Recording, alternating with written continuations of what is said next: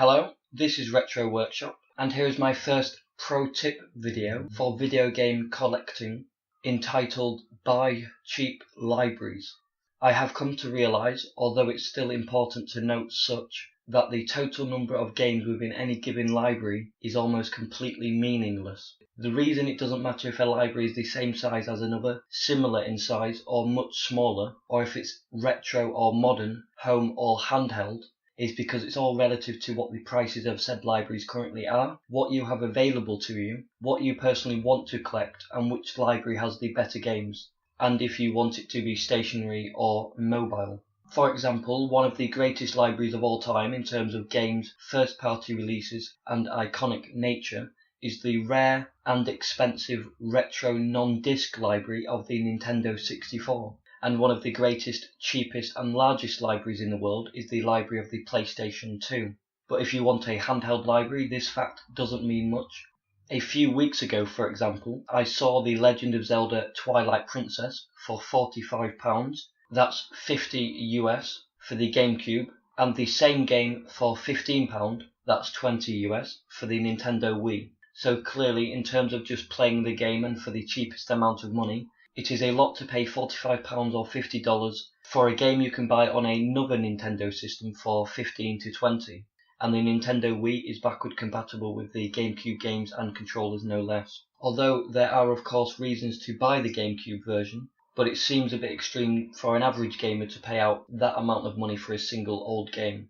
In general, as you can see on screen, by a screenshot I just took of the eBay pages for some games on both systems. The GameCube library is rarer, smaller, and it's Nintendo, which means in turn it's more expensive than the PS2 library, for example, which means the GameCube is much worse to collect for, as far as money is concerned. Unless, as I mentioned, you happen to know a place for many and all cheap GameCube games, or indeed truly want to collect for that system, or if you happen to see a collection for sale, then it is well worth buying. And it doesn't matter that the PS1 and PS2 have almost the exact same number of games within their libraries, because the PS2 library is generally better as far as 3D polygons, controls and the rest of it, and the PS2 library is also much more common and cheaper.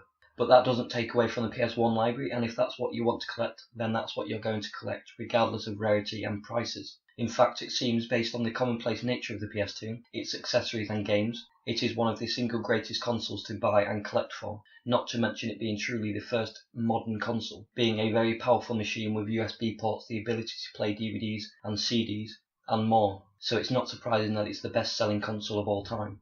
And it doesn't matter that there are only 400 N64 games, because it is a remarkable library and console, so once again, if you see it cheap, it is well worth buying.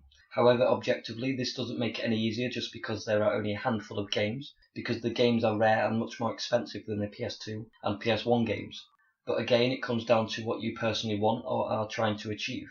However, you are able to use eBay and other sites at correct times for really good deals, and also places in person, which I will get into in the next video of this series. And it doesn't matter that the Wii and DS have almost the exact same libraries in terms of numbers, because they are generally both cheap and easy to collect for, with two powerful, varied libraries. However, one is of course handheld, which makes them completely different. It's a matter of which you want / have access to. Numbers in and of themselves don't mean much, and it doesn't matter that the Wii U has slightly more games than the GameCube, and far fewer than the Wii, or otherwise consoles, because right now, or over the last few years, the Wii U is pretty cheap to buy for, and you can find quite a lot of games for it.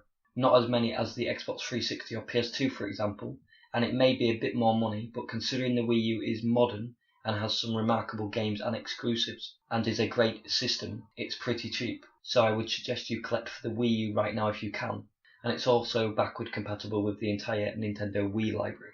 So, it doesn't matter if a library is modern, retro, Sony, Nintendo, small or large. All that matters is what you personally want, what is actually available to you, and how the prices are looking at the moment.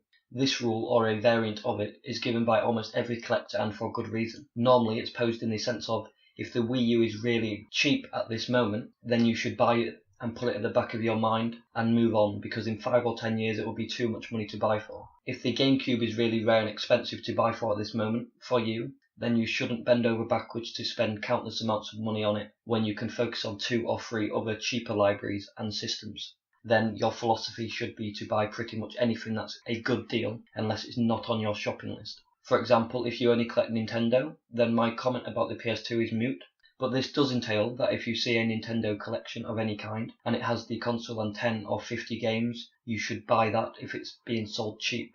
This is without question the greatest way to build up a large video game collection for a low cost. And I will quickly say a few libraries, both retro and modern, which seem to be very cheap to collect for in 2018 for both PAL and America. PS2, Nintendo Wii and Wii U, original DS, and to lesser degrees for a number of reasons, the PS1, PSP, Game Boy, Xbox 360 and PS3.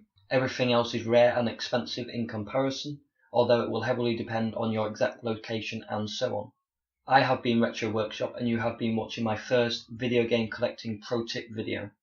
Thank you.